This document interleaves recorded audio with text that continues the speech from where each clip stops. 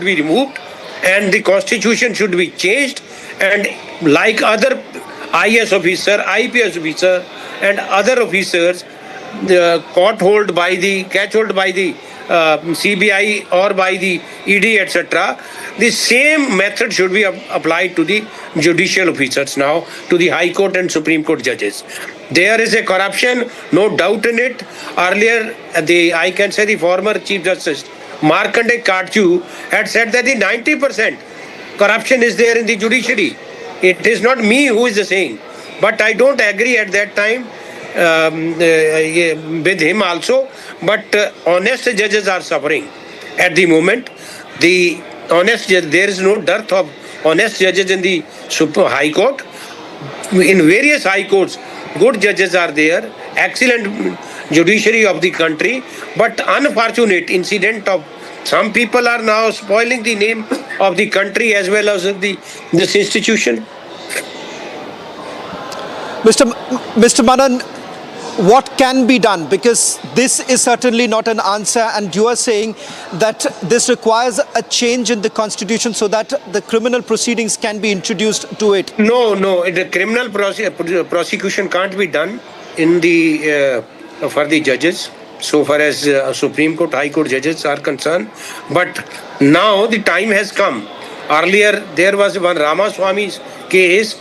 I heard also, you may also know it, that the one Jairam Ramesh has given the notice for his impeachment in the before the Honorable Vice President of the country, Shri Jagdeep Dhankar ji. I think he is taking cognizance of his impeachment notice. Well, Mr. Manan, I'll request you to stay on with us, as I'm told that some more breaking news are now coming in with regards to the fact that the Bar Council here in Delhi, the Delhi High Court Bar Council, has also responded. We'll try and just put up the statement which I'm told our reporters are now have got access to. In fact, they're also looking at how this all happened and the fact that this statement has just come in. We'll try and see if we can put out that statement in a short while from now. Just what is it that we know so far? We'll try and also get you that live frame coming in from Justice Varma's residence. In fact, it turns out that Justice Varma is not there. Let's also try and see if we can put up the live frame coming in from Justice Varma's residence, who we are being told is now on leave. He's gone on leave is what we are being told. This at a time when there is complete outrage on this entire matter. Mr. Manan, a quick response as to, in terms of the reforms that we are essentially talking about, what reforms are you essentially suggesting? The outset that time has come that the amendment in the constitution, so far as in corruption of the Supreme Court or the High Court, I don't say that you will see it when the judge elevate either in High Court or the Supreme Court. What was his declared income when they retired? How they are purchasing 100 crores, 200 crores, 50 crores houses. How they can? So time has come that the constitution should be amended and the inquiry or the arrest should be there like others, like IS, IPS officers. Well, Mr. Manan, thank you very much for joining us. I'm told that Justice SN Dhingra has just spoken to us, and this is what he says, that the Supreme Court and the police should have disclosed the amount of cash that was recovered. It would have shown the magnitude of corruption by the judge. You have a legal luminary like Justice retired SN Dhingra, who's just spoken to us, and that interview that we're going to play out in a short while from now. I'm just quickly taking our viewers through the responses that are coming in. Almost everyone has the same point to make.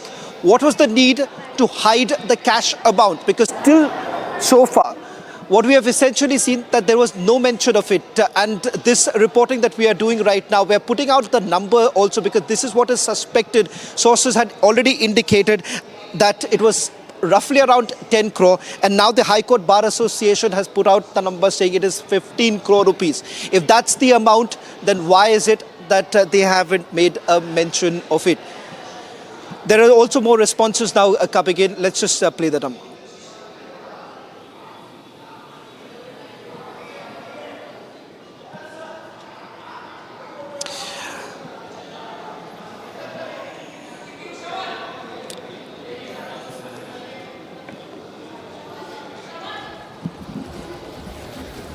Well, in fact, the senior advocate Abhinav Sharma, former president of Jammu and Kashmir High Court Bar Association, is joining us with this on this broadcast. Mr. Sharma, what is it that your bar association has to say on this entire matter? Because the High Court Bar Association in Allahabad says that we are not going to accept it. They're clearly saying that this is unacceptable. The Supreme Court Collegium simply saying that in-house proceedings and the judge should be transferred is not good enough. In fact, today in J&K there is a gazetted holiday on account of Nowruz. So the High Court Bar Association team perhaps may not be in the office, and I am sure that they would be discussing in-house sitting at their respective places. But individually I have talked to many, and they are not happy with the decision taken by the Collegium of the Supreme Court by transferring Justice Varma to Allahabad High Court. When you say that you're not happy and your colleagues are not happy, what is the ground? Ground is that the attempt has been made to protect an individual sitting in a constitutional institution where the people with high hopes go to the court, knock the doors of the court to get justice, but the institution itself is not doing justice with the public. Now, I was hearing that till now, even the extent of the amounts which was found at his residence is not disclosed to the media also. Not just the media, This not itself just speaks the about media, the Mr. Sharma, it finds no mention in any functioning report. of the Supreme Court. No report makes a mention of the money that has been recovered. So that's again a mystery as to why exactly will the money that has been recovered from the sitting judge's residence would be hidden. Appears to be an attempt to shield him, but it's a fit case where the judge should be deprived of the judicial assignment, and at the same time, simultaneously, the Parliament should invoke the impeachment motion against Justice Varma. This is what is required in such a serious case. A judge sitting in the High Court, that too in the capital High Court of the country, Delhi High Court, is indulged in such an activities. It has certainly Mr. sent Sharma, a I'll wrong just request you to stay on signal with us because Vikrant Pandey, the Secretary of the Allahabad High Court Bar Association, is joining us on this broadcast. Mr. Pandey, the statement that has been put out here, where you're saying that it is unacceptable, everyone is now demanding that the judge should be impeached.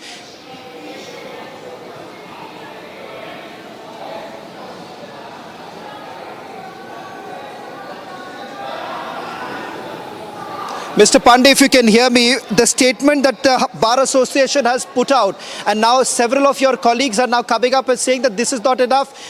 In fact, he should be deprived of any judicial assignment.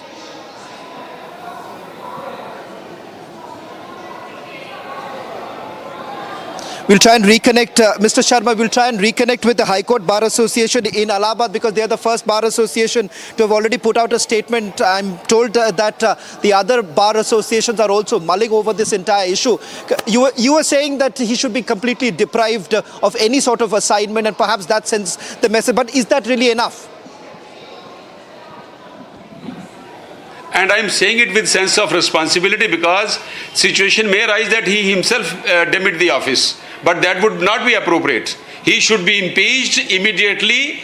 Now itself the motion should be moved because before he puts his resignation, demits office, he should be impeached by the Parliament of the country because he has damaged the image of the institution to a great extent, to a large extent, and everybody's conscience is pricking itself what kind of elevations are made in the constitutional courts of the country. Well, in fact, we also have our executive editor, Legal Rhythm, joining us. Rhythm, there is a growing chorus of impeachment. You've heard several of the Bar Association members who are now essentially saying that this is not really enough. Perhaps he should be deprived of all judicial requirements. Just to understand this, yes. Did the Supreme Court Collegium really have any other option? They had many options, and I think they are facing a lot of criticism, Shravan, because the one option they had with them is to tell him to abstain from work. His retirement is coming through in May, but just to save face, why was he given the chance to save face till May and not told to resign immediately? even though now a lot of people are saying this is just the first step, why are we being told? Rhythm, I think so. There is also breaking news now coming in. I believe the High Court Bar Association. Vikrant Pandey is live. All right, Vikrant, if you're joining us live, Secretary of the Allahabad High Court Bar Association. Vikrant, are you not willing to take back Justice? I would still say Justice Vikram Yadav. Do you still feel that the decision to send him back is not correct? Yes, of course. Actually, we have seen in many high courts, these going to the high court. Are we just win? Are we just trash win?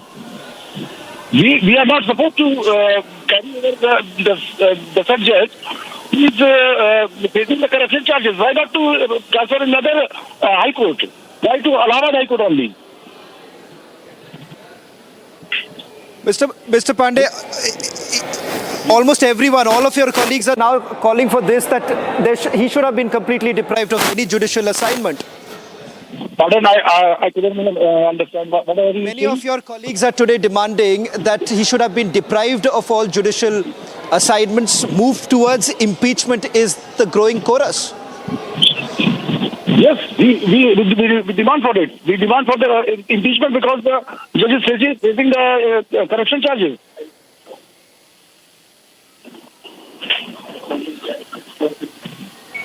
Hello?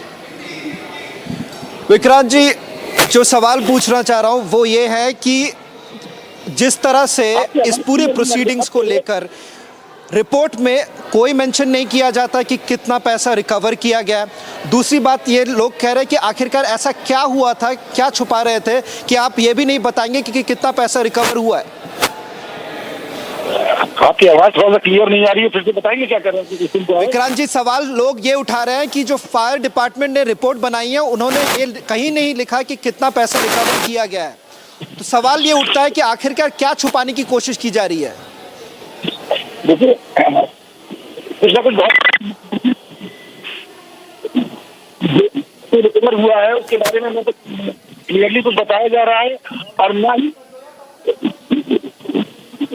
बताने को तैयार नहीं है। और उनको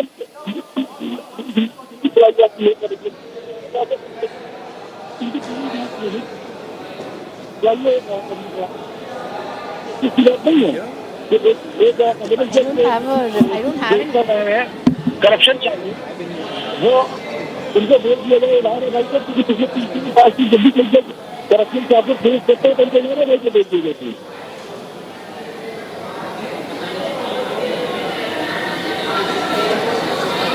hello,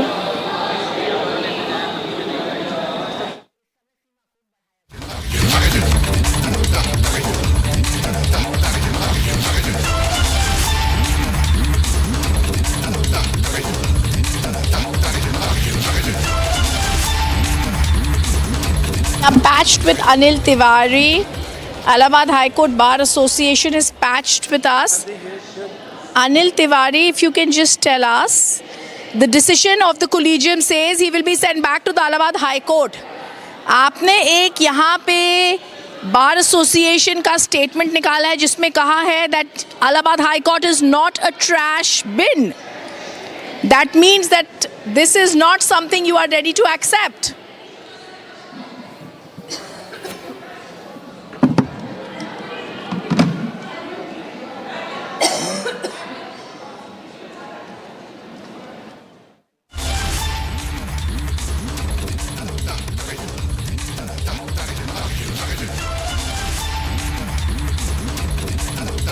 President of the Allahabad High Court Bar Association to join us, but let's tell our viewers what's been happening since morning. We've now been told the latest news coming in nationwide criticism of the Supreme Court decision, but I have just spoken to my sources and I have just been told the Collegium could have told Justice Yashwant Varma to have abstained from his duties. He's retiring in May, but what the court could have done is said, don't continue with your duties when there are just serious allegations against you that have caused a nationwide uproar. All right.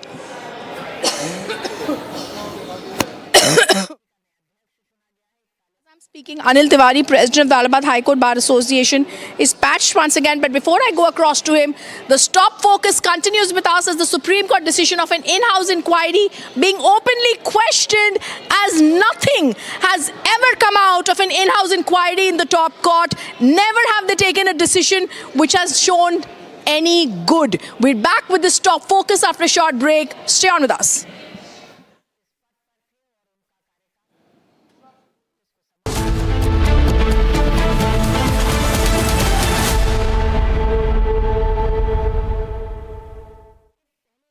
इसको घर पे लगाओगे तो शादी का तो पता नहीं, पर घर पक्का नहीं टूटेगा।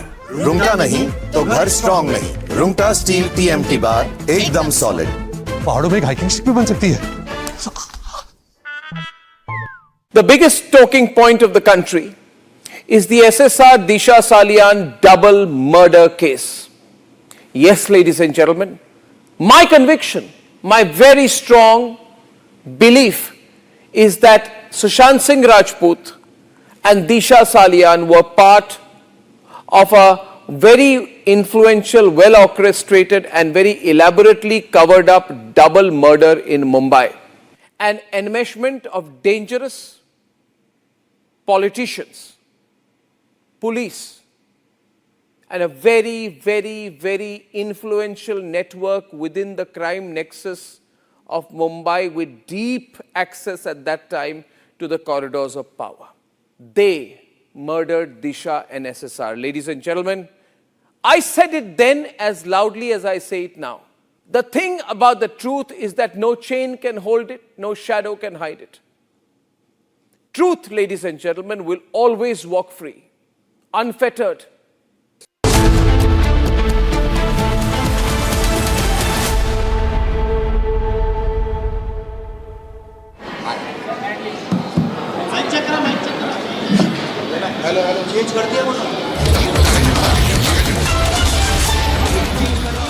Hello?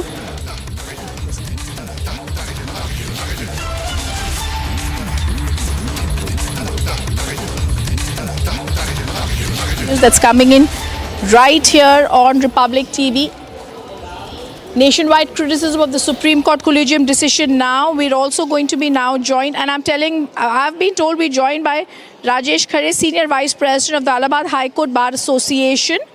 He's joining us live now. If we can just go across to him.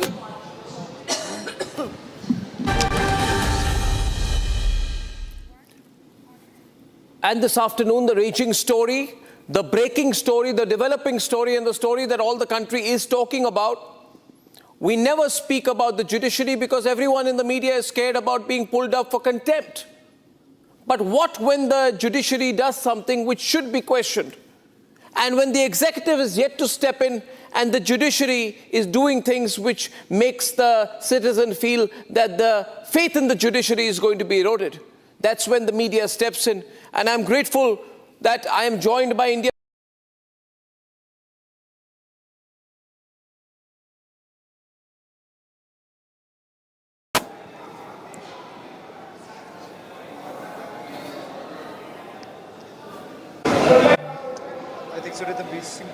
Rajesh Khare.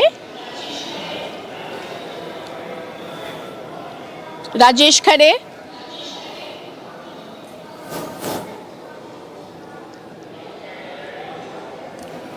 Okay. Just as I'm going to continue to try, and Shravan, we're going to try and go across to him. I do want to tell our viewers, Allahabad High Court Bar Association has, we're going to go and try and touch with them. But the big breaking news that I also have with me, which I wanted to share with our viewers, like I was telling you, this is just a cover-up that is being done by the judiciary. At a time when there's a major judicial scandal, Justice Yashwant Varma could have been sent, as of now, on leave, instead of being told to have been transferred to the Allahabad High Court, a decision which the Allahabad High Court is not good and happy with. In fact, when Mr. Harish Salve spoke to Arnab, he very, very clearly mentioned an independent inquiry is needed in the matter. If I can actually see, okay, we're taking a break right now, Shravan. Anil Tiwari is joining us. He's the president of the High Court Bar Association. Anil Tiwari ji, आपके इस पूरे statement में आप साफ तरीके से ये कह रहे हैं कि आप एक्सेप्ट नहीं करेंगे, ये डिसीजन को एक्सेप्ट नहीं करेंगे, पर कुछ लोग ये भी कह रहे हैं कि आखिरकार जो ऑप्शंस अवेलेबल थे, ऑप्शंस में कई सारे नहीं थे, कॉन्स्टिट्यूशनल प्रोविजंस है जिसके कारण ये डिसीजन लिया गया था। हमारा स्टैंड ये है, मेरा स्टैंड ये है कि सुप्रीम कोर्ट में एक इन हाउस प्रोसीजर है। इन हाउस प्रोसीजर में जज के खिलाफ जो भी करना था सुप्रीम कोर्ट करे, लेकिन उन्हें इनाम क्यों दिया गया है, वापस इलाहाबाद भेजा? क्या उनके करप्शन ने उन्हें इनाम दिया है वापस इलाहाबाद अपने घर वापसी का? हाईकोर्ट बार जो high court Allahabad is not dustbin. हम करप्ट पर्संस का स्वागत नहीं कर सकते। अनिल तिवारी जी, बार एसोसिएशन से क्या मांग कर रहे हैं, क्योंकि कई लोग आज ये भी मांग कर रहे हैं कि इम्पीचमेंट प्रोसीडिंग्स भी होनी चाहिए। ऐसा है, अभी तो हम लोगों ने केवल प्रोटेस्ट किया क्योंकि ये डिसीजन एग्जीक्यूटिव ने लिया है, एग्जीक्यूटिव ने जनरल हाउस ने नहीं लिया है। हम लोगों ने एग्जीक्यूटिव के डिसीजन को जनरल हाउस में सोमवार को कॉल की है, इमरजेंट जनरल हाउस एक्शन लेगा, डिसीजन जो जनरल हाउस लेगा वो हम आपको कम्युनिकेट करेंगे। प्रपोजल ये है कि he should ask to resign, he should leave the judiciary immediately. Such persons are not welcome in the judiciary at all. Impeachment हो, हमारे साथ हमारे लीगल एडिटर रिदम भी है। Ridham, Anil Tiwari is clearly saying that it is unacceptable and the fact that there is going to be a general body meeting and a decision would be taken. Would you like to also take another question? Anil Tiwari, but the Supreme Court Collegium is saying एक in-house inquiry होएगी। क्या कभी भी एक in-house inquiry में ऐसे हुआ है कि एक जज जो रिटायर कर रहे हैं मई में, आपको नहीं लगता ये फेस सेवर है, उनको बोला जा रहा है कि आप अपने पेरेंट कोर्ट जाइए? ऐसा उनको रिलीफ क्यों दिया जा रहा है? यशवंत वर्मा को ऐसी ट्रीटमेंट क्यों दी जा रही है? मैं आपसे बता रहा हूं, मैं यही तो पूछ रहा हूं कि क्या उनके इस करप्शन का इनाम दे रहे हैं उनको घर वापसी करा के? आप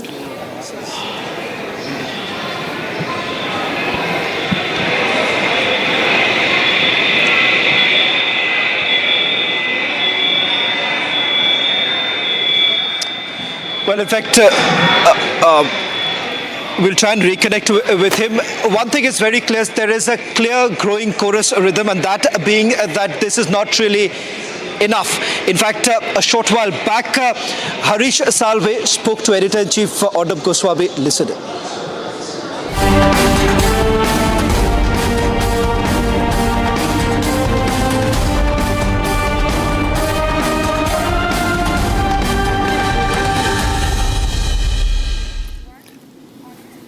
And this afternoon, the raging story, the breaking story, the developing story, and the story that all the country is talking about. We never speak about the judiciary because everyone in the media is scared about being pulled up for contempt. But what when the judiciary does something which should be questioned? And when the executive is yet to step in and the judiciary is doing things which makes the citizen feel that the faith in the judiciary is going to be eroded. That's when the media steps in. And I'm grateful that I am joined by India's #1 jurist, India's #1 constitutional lawyer and expert and King's Counsel, former Solicitor General Harish Salve. Mr. Salve is joining us on a day we are all very, very concerned, Mr. Salve, at what is happening here. For yesterday, the Supreme Court Collegium, we are told and has been reported, has recommended the transfer of Justice Yashwant Varma of the Delhi High Court after an adverse report against him, and that adverse report is regarding a pile of burning cash found in his house when there was a fire reported. It's a very serious issue. Some people are saying the amount could be as high as 10 crore rupees in cash. I want your first initial observations, Mr. Salve. Has the Collegium done the right thing by recommending his transfer? Matters also being picked up in Parliament right now. What should the Collegium have done? What was the appropriate thing to do? Arnab, I have been a trenchant critic of this collegium system, and this exposes yet one another strong fault line, if I may say so, in this whole construct by which our judiciary is administered. And let me tell you why. I caveat it by saying I have only seen the newspaper reports. And therefore, if there is an explanation, we haven't heard it. But we are therefore in a situation of allegations. Judges are Caesar's wives, and Caesar's wives have to be above suspicion. If they had found 50 crores or 20 crores in cash in your house, the ED would have been taking you into government accommodation right now. If they had found this kind of money with a civil servant, what would have happened? And worse, if they had found this kind of money with somebody in public life, a minister, what would have happened? So, if you had found this money with the Home Secretary or Finance Secretary, would you have transferred him into the Transport Department? Or would the Supreme Court have come cracking down on the executive government saying, are you joking with us? What are you doing? So, the transfer is not a response which is acceptable. It also has another major problem. If a person is being transferred because you prima facie believe that there is something to be investigated, then by transferring him, you are shifting a problem from court A to court B. No court is a dustbin where you send people who are of questionable character. So this transfer business is completely unacceptable as far as I am concerned. But there is a precedent which could have been followed. If you remember, there used to be a judge called Justice Ramaswamy. Yes. Against in the Supreme Court, and against whom allegations were made that in his previous avatar, when he was Chief Justice of the Punjab and Haryana High Court, he had broken certain rules in ordering furnishing, etc., for his official home at the taxpayer's cost. There was no allegation that he had taken cash from somebody. The allegation was he had broken all the rules of the book and gone beyond what is permissible in decorating his official home. Chief Justice Mukherjee, God bless his soul, one of the finest repositories of judicial virtue, came into open court, not closed court, open court with a long written speech saying what he had heard, and closed by saying he is withdrawing all judicial work from Justice Ramaswamy till an inquiry is complete, and he set up an inquiry committee of 3 judges to inquire into the allegations.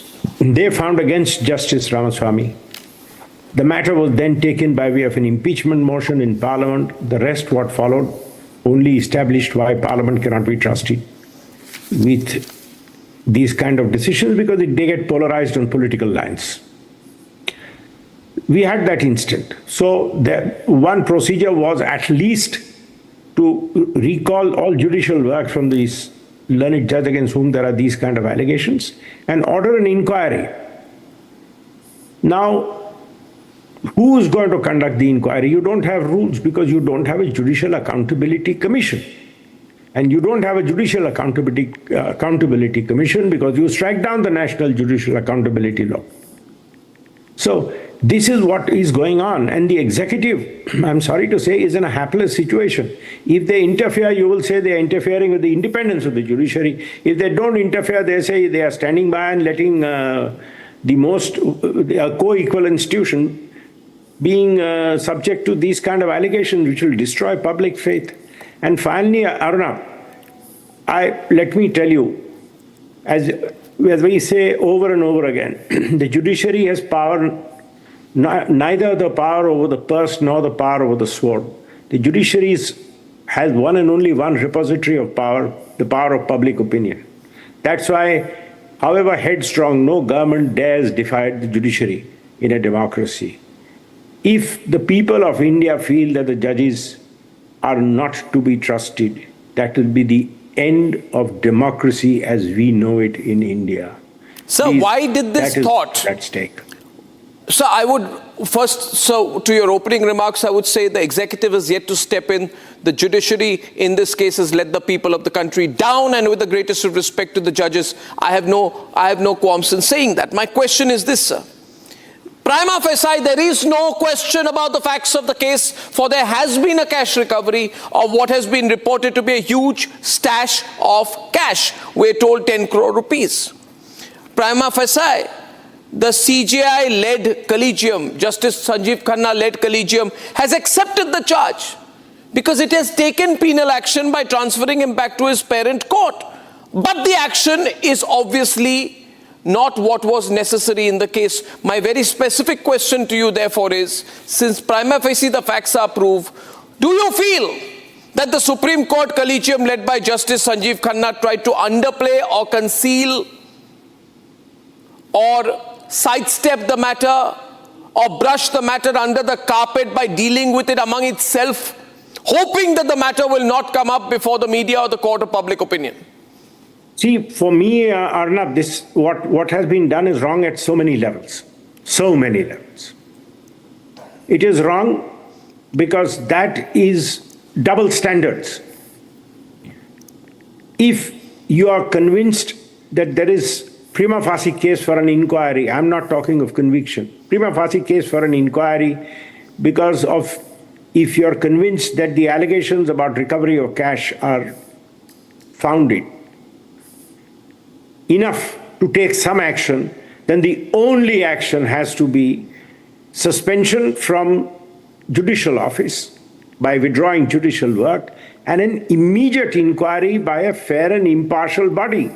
And it doesn't necessarily have to be a body only of judges. This was a time where they could have found an appropriate way of conducting an inquiry. Also, sunlight is the best disinfectant. If the judges had had an inquiry by a committee of 3 people, of which one was a judge and 2 were eminent citizens, and they had given a report exonerating the judge, it would have had great credibility. If they had indicted the judge, impeachment has to follow. There was nothing to discuss, but that's the way forward. Impeachment how, sir? So, but then the matter goes. So, 1 minute. So, may I ask you this: in a case like this of Supreme Court, of a High Court judge accused and prima facie found guilty of an act of corruption, then should the judge not have been asked to resign, or should he have been impeached? What would the court have done? What were the options before the Supreme Court collegium? Let us articulate it correctly. You are suspecting that there is a strong suspicion that he is guilty of corrupt practice. Yes. You don't even have to go to the extent of prima facie guilt. On this, what would you have done to a civil servant? Sacked him or suspended him? No, you would have suspended him and ordered an inquiry. Yes. Correct? Yes. That's natural justice. So suspend him. How do you suspend a judge? Withdraw judicial work. Remove him from all benches. And order an inquiry. Now, inquiry by whom? Because give him a fair chance. If it is an inquiry only by judges and tomorrow they find that he has a good explanation for this money, what will it look like to the public? That it's an in-house job. Yes, it would look like an in-house job without doubt, Mr. By an Salve. independent panel, you can have a judge and have 2 outsiders, 2 eminent Indians, and get an inquiry report. If a report comes by 3 people, nobody can say that this is the executive which has pressured you to get rid of a judge they don't like. Nobody can say that Supreme Court has done an operation cleanup. It will look like the judiciary applies the same standards to its own, as it rigorously insists, are applied to people in public life. So, but then this is a case of double jeopardy. In that case, the first action is of the act of corruption of the judge concerned, Justice Yashwant Varma. But should we not be open enough and honest enough and outspoken enough to say that the second mistake is that of the sitting Chief Justice of India, Justice Sanjeev Khanna? Because he led the collegium. And he merely, so did the Chief Justice of India, current sitting Chief Justice, not make a grievous mistake by merely transferring him? I don't mince my words. I'm sorry that the Collegium has taken this kind of a decision, and I was saying it's wrong for so many reasons. One reason I have already given you, or what should have been the reaction. The second reason, what is the message you are sending? That he's not good enough for Delhi High Court, but he's good enough for Allahabad High Court.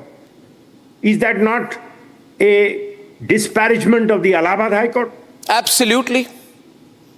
And Absolutely it is. And I've always criticized this transfer policy on the ground. See, it is different where you said justice should appear to be clean. And therefore, if some judge has a relative in some court, you move him to another court, not because you suspect, but you say there should be no scope for allegation. Precisely.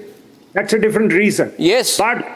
But when you transfer a judge in a situation like this to another court, what are you treating the other court as, a dustbin? So what should the Chief Justice do now, sir? What should the Chief Justice of India do now, sir? According to me, the system, and I'm not using the word Chief Justice, the system has to react to this challenge.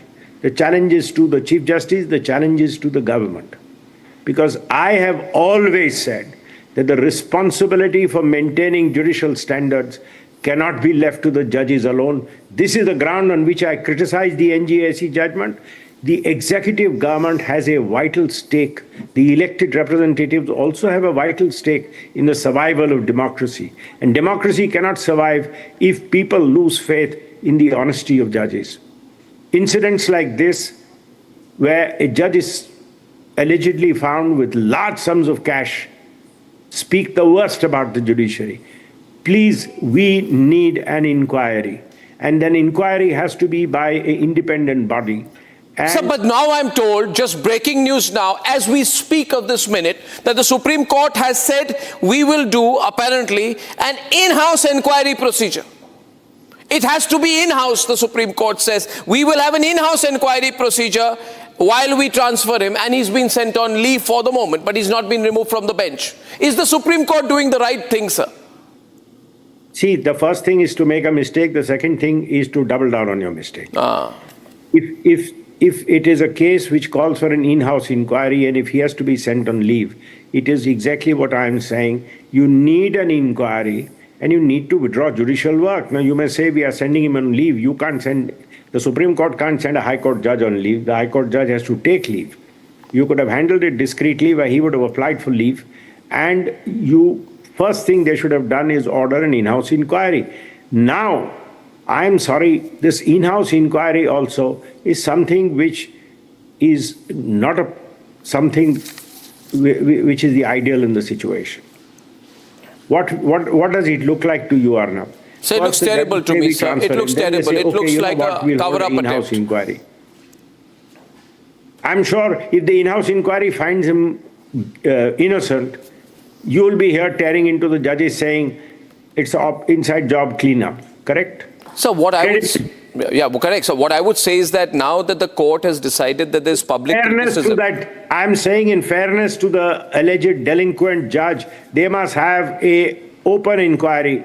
If the in-house finds him guilty, consequences will follow. But if the in-house finds him not guilty, will it carry credibility? So more likely, I think the Supreme Court will now have an inquiry, and that inquiry will deal with him more severely than they had the last time, in which case they are responding to the criticism by the media while trying to underplay the mistakes and the weaknesses of the collegium system. The limitations of the collegium system have been exposed by what the Supreme Court has tried to do in the first instance in this case.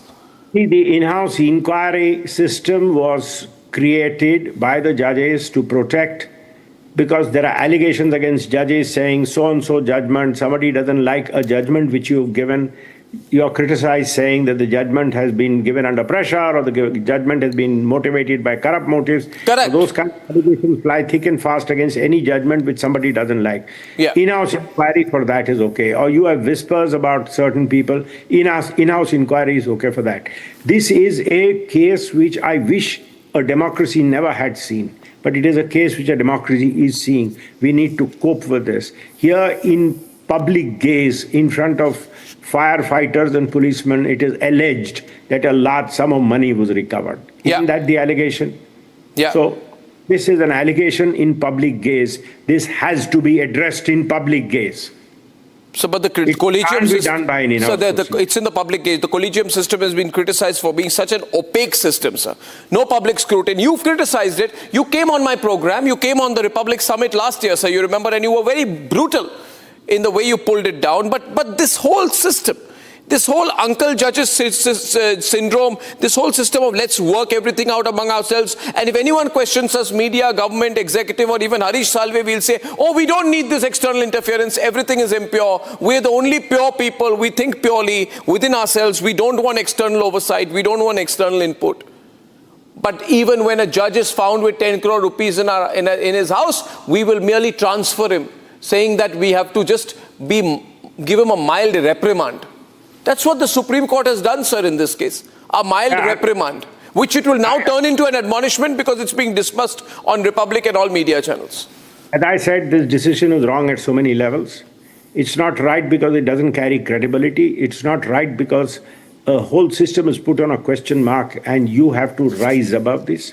And it is not right because it's a slur on the Allahabad High Court that somebody who's suspected to be guilty is being transferred to the Allahabad High Court. I mean, I don't know how these decisions are even taken. Sir, did the CJI make a mistake? I'm asking you clearly, sir. Did the CJI make a mistake? Did the Chief Justice of India, Sanjeev Khanna, make a mistake in the way he handled this? The Collegium made a mistake. The Collegium made a mistake? Oh, absolutely. It's wrong on so many levels. As I'm saying, this decision is wrong on so many levels. It's a mistake for the way it has been approached. It's a mistake to transfer a judge merely on allegations like this. Judicial work has to be withdrawn. And finally, it's a mistake to cast this aspersion on Allahabad High Court.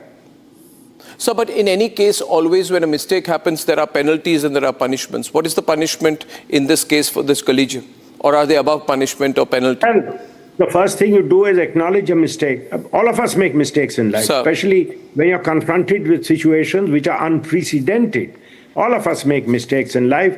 The best way to deal with a mistake is to sit back, acknowledge it, and correct it. Sir, but the government has earlier called the collegium system opaque. Kiran Rijiju had said it was opaque. Then he was himself removed as law minister.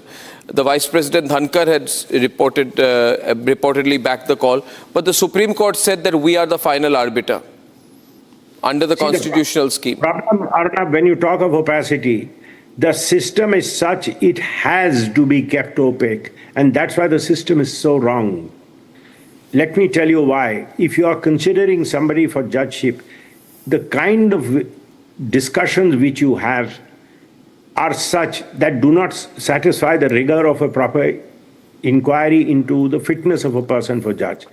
The cure to opacity is to put all that in public domain, which means if my name is being considered for judgeship, every allegation made by every stranger against me will be put in public domain, and then you don't make me a judge. So you've damned me without hearing me, without giving me a chance to clear my name.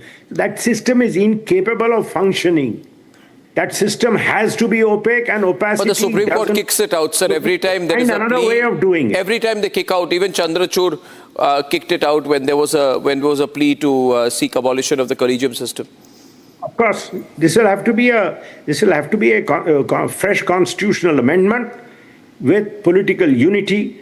They have to bring the political classes to come together. They have to get rid of this system, and if a fresh constitutional amendment is brought, if it is challenged, it has to be defended robustly. So not the way the previous one was defended. I want you to speak a little bit about corruption in the judiciary, sir. Because beyond the collegium argument, sir, 10 crore rupees allegedly found in a Delhi High Court judge's home, that's the richest and most influential High Court. It also speaks of the stink of corruption, which nobody wants to talk about. Everybody whispers about it. It is a known fact that there's a lot of corruption in the judiciary, in the highest appellate courts. But nothing is done about it. And because there's a sense of fear about criticizing or reporting, even the media is afraid about talking about it. Well, Arnab, I'm not scared to talk about it. Let me tell you, I have been, in the last few years, told repeatedly by clients, oh, so-and-so has approached us and says the matter can be fixed. Well, my standard advice to clients is that there are a lot of punters who come and take a punt on a judgment and say, I can fix it. If you win, he says, you owe me money.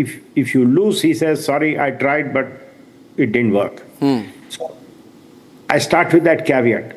Having said that, the kind of allegations which one hears in the last few years are worrisome. Sir. Let me just say they are worrisome. They suggest a systemic problem. Sir. And being in my profession, when I read a judgment, I know this is a good judgment, I know this is a bad judgment, and then I know this judgment is more than just bad. All of us make mistakes. Judgments may have 2 points of view. I may agree, I may disagree. There are certain judgments which raise eyebrows. And as a lawyer with a few years of experience, I can read a judgment and say, this is a problem. That problem has been growing, let me tell you that. I don't want to go into specifics because it's not fair to discuss people behind their back. But yes, there is a serious problem. Everybody knows it. Everybody knows it. We all talk about it in cocktail parties and in secret whispers when we meet in seminars, and nobody does anything about it. Sir, you are not just a lawyer, not just a jurist, a constitutional expert, you're also willy-nilly today in a position of being a moral compass for the legal fraternity. People look up to you and for things like this, the way you spoke right now. Let me tell you, Mr. Salve, not maybe people will speak because you've reached that point in your career where you don't have to care too much about pleasing people, and therefore you are in that position where you neither seek a position nor are thinking of pleasing people. And therefore you are more than an expert, but you are rather a voice, a moral compass for civil society. You began by telling me about the case of Justice Ramaswamy, sir. I think that goes back many, many years, many, many decades. And that you said was a case where somebody put some bed sheets and pillow covers in his house, and for that he had to go through this. But now have we become immune? Everybody is going to watch this tonight. So this interview is being quoted, being spoken about everywhere. So why is your fraternity quiet, sir? Why are there no protest marches by bar associations? Why are top leaders of the legal fraternity not coming out and speaking? What are they afraid of? Is that not very important, sir, that we break this ice? Otherwise, we'll be a 5 trillion economy without... You have access to all of them. Why don't you interview them? They won't speak like you do. You want answers. They don't speak like Harish Salve does. They say Harish Salve is in a privileged position. He can speak like that. We can't. On the contrary, they say that. I don't know why I'm in a privileged position. I'm as much an officer of the court as anybody else is. But it's not taking pot shots at the court. It's no use destroying a system. But sometimes you have to give a bitter pill to fix a patient. There are some truths which need to be spoken. People must know that people who work in the system are conscious there is a problem and conscious of the need to address a problem. And let me again repeat, the problem is not of corruption. The problem is a problem of perception. Correct. Huge issue. Above suspicion. Yes, sir. Absolutely it is. If there are robust systems in place, that's the only way you will ensure the strength of perception. Otherwise, and I used to always be very angry when likes of Prashant Bhushan said 5 out of 20 judges are corrupt. You know, by saying that, you have rendered all 20 corrupt because you don't know which 5 are corrupt. Yeah, that I don't take Prashant Bhushan seriously, sir, but... No, I'm just telling you the kind of criticism. I said this to Mr. Shanti Bhushan when we were opposing each other in a case. Right. You said that I can tell you, even a former Chief Justice like Barucha once said 6 out of 20 Chief Justices have been corrupt. I said, you've rendered all of them corrupt. Exactly. Because you've not named them. Exactly. So when a man looks at a Chief Justice, he says, aha, was he one of them? So should the government impeach him? Should Parliament use this opportunity to carry out an impeachment? I think Parliament has to discuss this. Parliament has to fix the perception. So the only way is to impeach, sir, rather than give a long rope and say, okay, redo your actions, bring him back, have an inquiry, and then say, after 2 days we found him guilty, and by Monday he will gracefully resign, almost making him look like a martyr. Rather than that. What has happened is deeply distressing to me at so many levels. But I think sometimes when bad things happen, these are the moments to wake up and fix things which you have not looked at carefully, which you should have looked at carefully, but have missed the moment. Yes. And have now landed in your lap and landed in a situation which is unacceptable. So that means impeachment process should follow. You support that, sir? No, there has to be. See, the present impeachment process was good for the 40s and 50s and 60s. It doesn't work. We need a structure of judicial appointment and accountability. And Parliament has to again pick up the gauntlet on this. Because ultimately, I vote for people to make the law. I want those whom I voted for to sit together and make a law. Make a law and fix this. And I want all of them, irrespective of party affiliations, to put their heads together and find a solution to this. I'm with the long term and medium term on this. I'm just asking you for the immediate. For the immediate, the perception. Sir, for the immediate, why allow the Supreme Court Collegium to retrace its steps by saying we'll have an inquiry? Well, why not? I've said it in so many words, Arnab. So they can't. Bad enough to make a mistake, it is worse to double down on a mistake. So then the only option is an impeachment process under the present system, sir?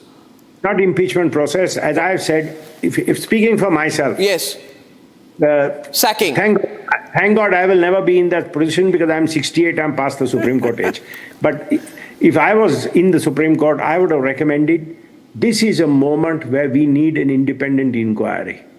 Independent inquiry. Yeah, not an in-house inquiry. If three of us find him guilty, everybody will say, yeah, but that was obvious. If three of us find him not guilty, everybody will say, clean up job. That's a very good suggestion, sir. I'm sure your words are going to ring loud. It has to be an independent inquiry. Yeah. He has to be asked to go on leave. Yeah. And I have no doubt in my mind if the independent inquiry holds him guilty, yeah, you will not need any further process. Correct. Well, I'm pretty sure, sir, your words are going to ring very, very far. And once again, I say this because this interview will be played every Sometimes I feel I'm whistling in the wind, but no, you're not, sir. Let me tell you, you're not whistling in the winds. The winds are carrying your whistle and they're going through the prairies from the tundra to the deserts and everybody is going to follow it, sir. I can tell you, your words, please don't underplay it, which is why I chose this afternoon immediately to call you and thank you for talking to me. And I feel that the suggestion of Mr. Salve should be taken by the Supreme Court. Double jeopardy should not happen. He's also said when you make a mistake a first time, you should not double down on it. That's as clearly as someone can speak about the Supreme Court and its collegium. I thank you very, very much. It's an absolute pleasure. Harish Salve. Pleasure being on your I'm grateful again, sir. Thank you very much, sir. Very grateful. Thank you.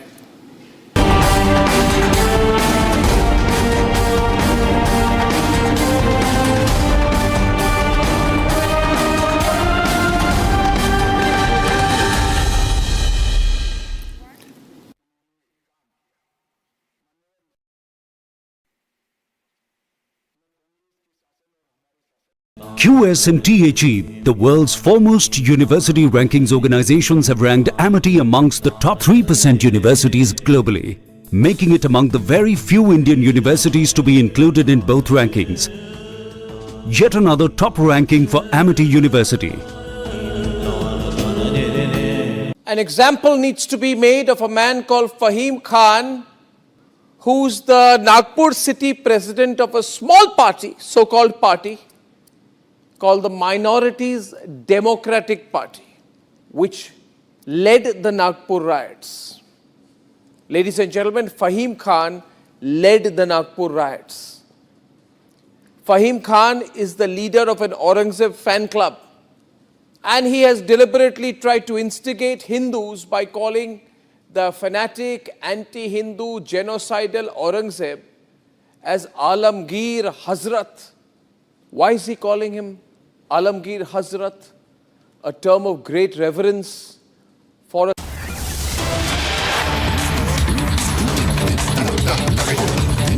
काम करने वाला शासन आता है तो क्या होता है। 2023 दिसंबर में छत्तीसगढ़ में शासन बदला, भाजपा की सरकार। इसके बाद मान्यवर एक ही साल में 380 नक्सली मारे गए, इसमें कल के 30 जोड़ना बाकी। 1045 और 1194 गिरफ्तार हुए और 1045 सरेंडर कर गए और टोटल 2619 संख्या में कमी आई। मान्यवर 2619, और ये सब करने में सुरक्षा बलों की हताहत 26 है, 26। मान्यवर एक उदाहरण है, यही छत्तीसगढ़ था, यही पुलिस थी, यही सीआरपीएफ थी, यही भारत सरकार थी, सिर्फ वहां सरकार कांग्रेस की। भाजपा सरकार आई, एक ही साल के अंदर 2619 नक्सलियों की फौज या तो सरेंडर कर गई, या तो अरेस्ट हुई, या तो मार गई। ये अप्रोच का सवाल है। मान्यवर सुरक्षा की ग्रिड मजबूत करने का सवाल। कांग्रेस के शासन में कुल 2014 तक 66 फोर्टिफाइड पुलिस स्टेशन थे, इसमें से 32 अटल जी की सरकार में हुए थे, और मोदी सरकार ने 10 वर्ष में 66 के बनाम 612 फोर्टिफाइड पुलिस स्टेशन बनाए। मोस्ट इफेक्टेड नक्सल जिले, इसकी एक व्याख्या है, कांग्रेस ने ही बनाई, हमने स्वीकारी। 2014 में 126 थे, अब उसमें से 12 बचे हैं, और मैं कह चुका हूं 31 मार्च 26 को मैं शून्य लेकर यहां हूं।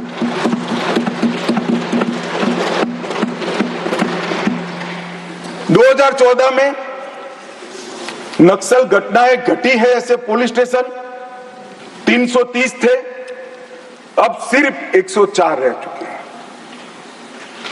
नक्सल प्रभावित क्षेत्र में 18,000 स्क्वायर किलोमीटर से ज्यादा था, अब 4200 स्क्वायर किलोमीटर बचा है।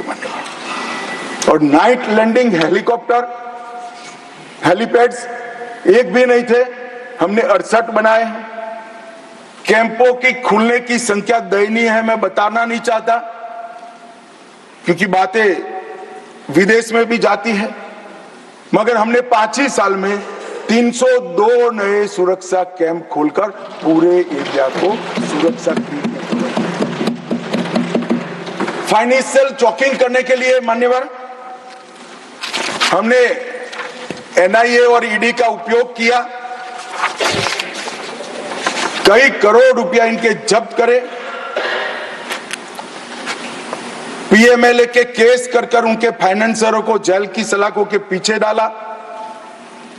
लगातार राज्य और केंद्र के बीच में मीटिंगें हुई, मेरे स्तर पर सभी मुख्यमंत्रियों की 11 मीटिंगें हुई, और मेरे स्तर पर ही डीजीपी के साथ 12 मीटिंगें हुई।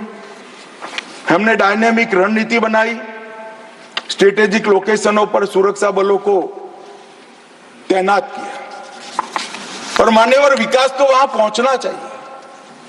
हमने बजट को भी 300% बढ़ाने का काम किया है। मान्यवर 14 से 24 में 11,503 किलोमीटर हाईवे बनाए, 20,000 किलोमीटर ग्रामीण सड़कें बनाई। पहले चरण में 2343 मोबाइल टावर लगाए, दूसरे चरण में 2542 मोबाइल टावर लगाए, और 4000 मोबाइल टावर लगाने का काम अभी चल रहा है। पूरा नक्सल एरिया अब मोबाइल कनेक्टिविटी से लैस ये दिसंबर के पहले हम कर देंगे। मानेगा निर्मला जी और अश्विनी भाई यहां बैठे हैं। नक्सल प्रभावित जिलों में 1007 बैंक की शाखाएं ये सिर्फ 5 साल में खोलने का काम हुआ है। 937 एटीएम बनाए और 5,731 डाकघर बैंकिंग सेवा के साथ खोलने का काम भारतीय जनता पार्टी ने 48 के 48 जिलों में कौशल विकास योजना पहुंची, एनआईए का एक मजबूत वर्टिकल बना, 1143 वहीं से ही आदिवासी युवाओं को भर्ती करके सुरक्षा बलों में लिया और हमने 6 नए हेलीकॉप्टर वहां जवानों के रेस्क्यू और रिहेबिलिटेशन के लिए बनाए। इंजर्ड होते ही इसको अस्पताल में लिया गया, जो रात को भी उठ सकते। और इसका परिणाम ये हुआ कि आज नक्सलवाद धीरे धीरे सिमटता जा रहा है मान्यवर। और मैं इतना कहना चाहता हूं कि जो मारे गए हैं उसमें बहुत सारे इनके प्रमुख नेता हैं। इसके कारण उनका पूरा आंदोलन चरमरा गया है, एकदम चरमरा गया है। और कई सारे करोड़ों के रुपया के इनाम थे, ऐसे लोग सरेंडर भी हो गए। मारे गए जोनल कमेटी के मेंबर 1, सब जोनल कमेटी के 5, स्टेट लेवल कमेटी के 2, डिविजनल कमेटी के 31 और 59 एरिया कमेटी के मेंबर मारे गए मान्यवर। ये आंकड़ा कभी भी आत्मसमर्पण के लिए भी हम लचीली पॉलिसी लेकर आए और जो लोग हमारी सरकार की घोषणाओं के पीछे मखौल उठाते कि कई सरकारें बदल गई, कुछ नहीं हुआ, मैं बड़े आनंद और विश्वास के साथ कहना चाहता हूं, ये सरकार के रहते ही ये देश नक्सल समस्या से मुक्त हो जाएगा मान्यवर। इसमें किसी को सरकार जब इच्छा होती है तो बहुत कुछ होता है, मगर इच्छा होना बड़ा महत्वपूर्ण होता है मान्यवर। नॉर्थ ईस्ट की समस्या को भी कमोबेश हम समाप्त करने के कगार पर है मान्यवर। वहां पर भी हिंसक घटनाओं में 70% की कमी, हताहत सुरक्षा बलों में 72% की कमी और हताहत नागरिकों की संख्या में 85% की कमी है।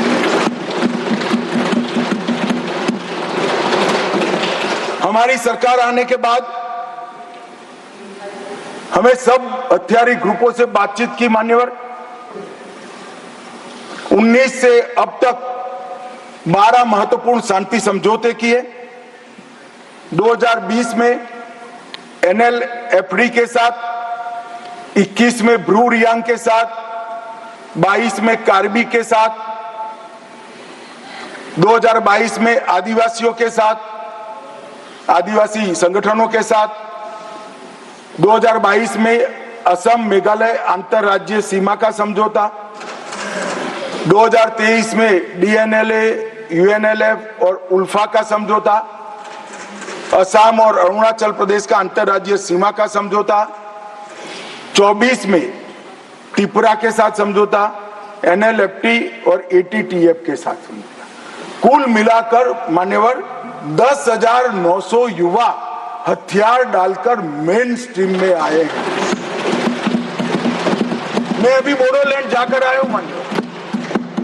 हजारों युवा आज विकास के रास्ते पर चल पड़े हैं, अपनी ही बोडो मातृभाषा में पढ़ते हैं, अपना ही धर्म अनुसरित करते हैं और विकास के काम।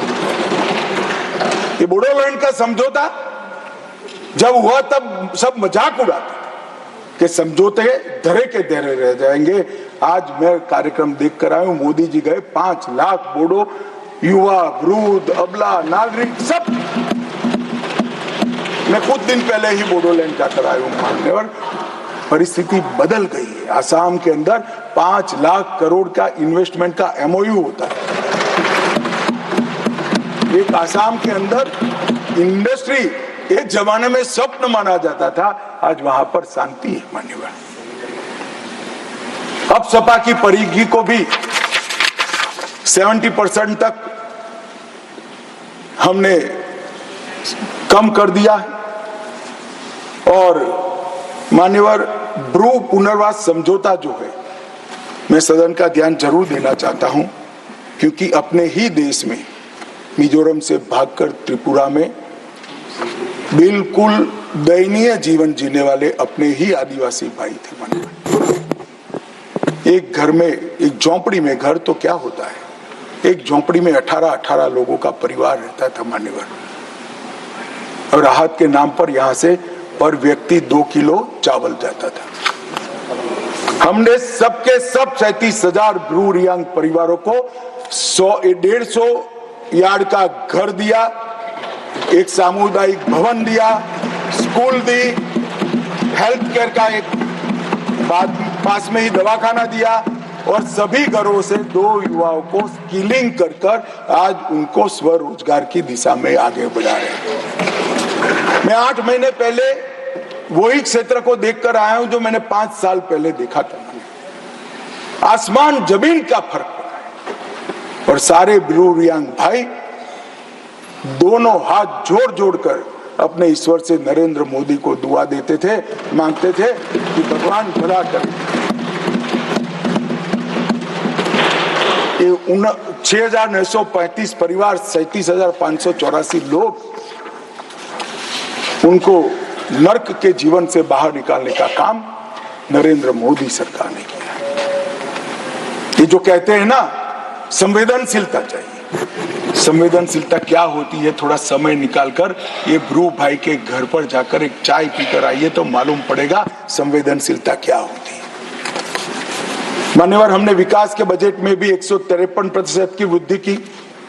तेल मिशन, बांस मिशन, जैविक खेती और अंडा, मच्छी और दूध में नॉर्थ ईस्ट का इंडिविजुअल 8 राज्य आत्मनिर्भर हो, ऐसी कार्य योजना बनाकर हमने समृद्धि के रास्ते खोले। मान्यवर, 17 विद्युत परियोजनाएं, 40 जल आपूर्ति, 44 शिक्षा की, 43 स्वास्थ्य की, 7 खेल की और 4 पर्यटन की नई परियोजनाएं 100% भारत सरकार के बजट से गई। रेलवे में 81,900 करोड़ का इन्वेस्टमेंट, सड़क में, हाईवे में 41,500, ग्रामीण सड़क में 47,000 और 64 नए एयर रूट और हेलीकॉप्टर रूट को शुरू कर एयर कनेक्टिविटी को भी हमने पुख्ता किया है। इससे मान्यवर दिल्ली और नॉर्थ ईस्ट का भौतिक अंतर तो कम हुआ है, ये तो एक सिद्धि है ही है, परंतु इससे बड़ी सिद्धि है मोदी जी ने दिल्ली और नॉर्थ ईस्ट के दिलों का अंतर भी कम कर दिया। मान्यवर, आज सबको लगता है कि हम भारत का हिस्सा हैं। वाइब्रेंट विलेज के तहत अकेले अरुणाचल में 4800 करोड़ रुपया भारत सरकार ने इन्वेस्ट किया है।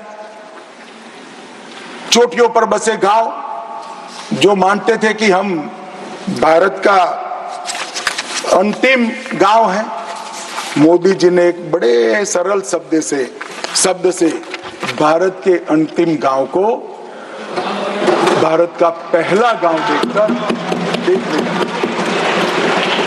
मैं किबुत्थिम में गया था, भाई किरण भी मेरे साथ। पहला गांव कहते ही जो नई ऊर्जा का संचार मैंने वो चोटियों पर रहते हुए हमारे नागरिक भाइयों के मन में देखा है, शरीर में देखा है और उनके उत्साह में देखा है मान्यवर, वो अवर्णनीय था। और ये सारी सिद्धियां ऐसे नहीं आती, दृढ़ राजनीतिक इच्छा शक्ति चाहिए। वोट बैंक की चिंता करे बगैर कठोर फैसले लेने का मादा चाहिए, और देश की समस्या ही का निवारण ही अपना लक्ष्य है, इस दृष्टि से काम करने की नीति चाहिए। इसके साथ साथ मोदी जी ने आतंकवाद के खिलाफ जीरो टॉलरेंस को धार देने के लिए कानूनी आधार भी बड़ा मजबूत किया। 2 अगस्त 2019 में एनआईए एक्ट में संशोधन कर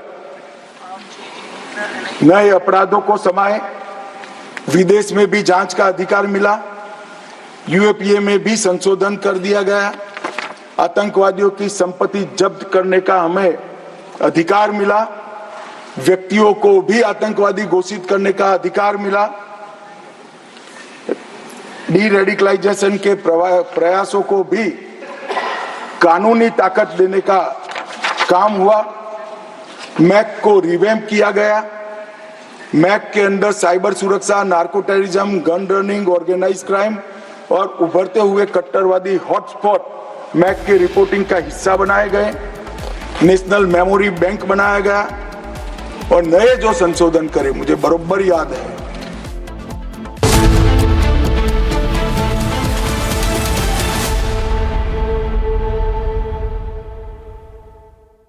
An example needs to be made of a man called Fahim Khan, who's the Nagpur city president of a small party, so-called party, called the Minorities Democratic Party, which led the Nagpur riots. Ladies and gentlemen, Fahim Khan led the Nagpur riots. Fahim Khan is the leader of an Aurangzeb fan club, and he has deliberately tried to instigate Hindus by calling the fanatic, anti-Hindu, genocidal Aurangzeb as Alamgir Hazrat. Why is he calling him Alamgir Hazrat?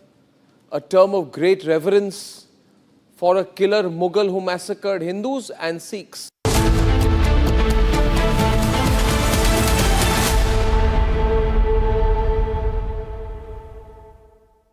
QS and THE, the world's foremost university rankings organizations, have ranked Amity amongst the top 3% universities globally, making it among the very few Indian universities to be included in both rankings. Yet another top ranking for Amity University. The biggest talking point of the country is the SSR Disha Salian double murder case.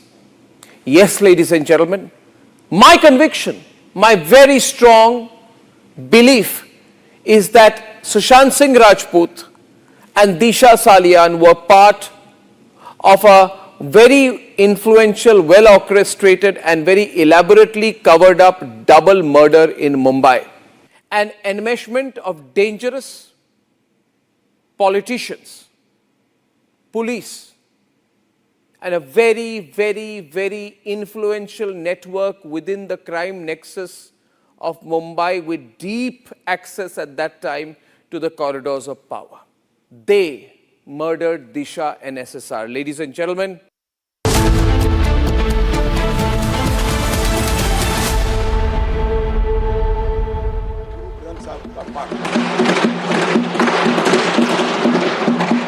ये नरेंद्र मोदी सरकार, इस सरकार के रहते देश पर खतरे राजनीतिक आइडियोलॉजी के कारण पनपने हम नहीं देंगे। उनको खड़ा होने से पहले ही समाप्त कर दिया जाएगा। मान्यवर, एक जमाने में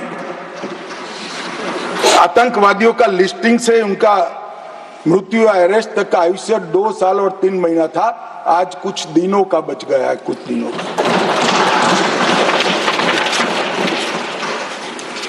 हमने 15 सूत्रीय इंटीग्रेटेड योजना बनाई जिसमें जिहादी आतंकवाद के लिए नॉन प्रॉफिट ऑर्गेनाइजेशन और हवाला, इस पर तवाई की।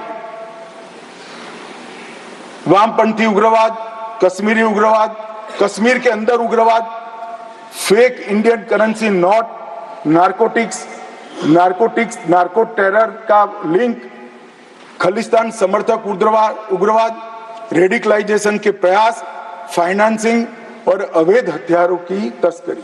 ये 25 के 25 आयामों को हमने एनआईए के अंदर जकड़कर कानूनी आधार देकर इन पर कानून का शिकंजा कसने का काम किया।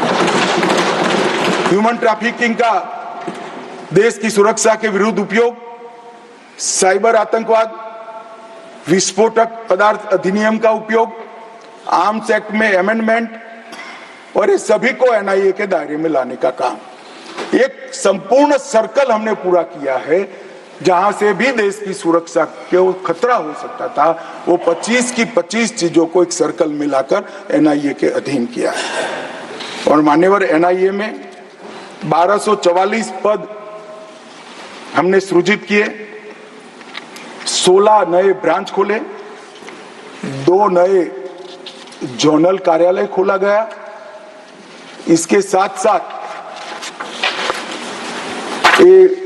एनआईए के परफॉर्मेंस पर कुछ लोग बोल रहे थे। आज बैठे नहीं है, वॉकआउट कर गए। 652 मामले, जब यूएपीए लगता है तक एक ट्रिब्यूनल भी होती है और सुप्रीम कोर्ट तक केस जाता है कि यूएपीए लगाया वो ठीक है या नहीं। मैं मेरी सरकार का रिकॉर्ड कहने आया हूं साहब, 652 मामले में से एक भी मामले में सुप्रीम कोर्ट तक एक भी केस को अनुचित घोषित नहीं किया गया। ये 652 मामलों में से 516 में चार्जशीट दायर करे गए, 157 मामलों में जजमेंट्स आ गया है और 150 मामलों में सजा दी गई है मान्यवर। 95% दोष का। दुनिया भर की टेरर एजेंसी के बीच में एनआईए का दोष सिद्धि का दर, मैं गर्व से इस सदन को कहना चाहता हूं, सबसे ऊंचा है, सबसे हाईएस्ट। हमने एनआईए को अब डीआरडीओ के साथ समझौता कराकर केमिकल, न्यूक्लियर, बायोलॉजिकल, टेररिज्म के मामले के लिए भी तैयारी शुरू की है।